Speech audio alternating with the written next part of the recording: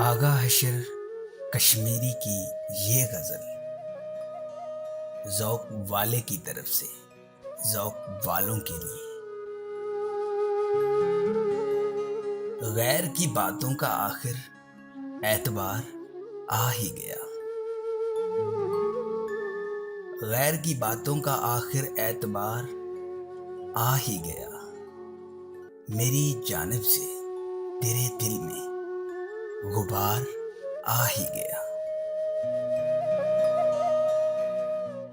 जानता था खा रहा है बेवफा झूठी कसम।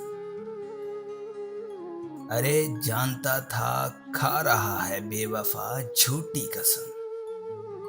सादगी देखो कि फिर भी एतबार आ ही गया। पूछने वालों से को मैंने छुपाया दिल का राज। पूछने वालों से को मैंने छुपाया दिल का राज। फिर भी तेरा नाम लब पे एक बार आ ही गया। तू ना आया ओ वफा दुश्मन। तू ना आया ओ वफा दुश्मन तो क्या हम मर गए। चंद दिन तड़पा किए आखिर करार आ ही गया।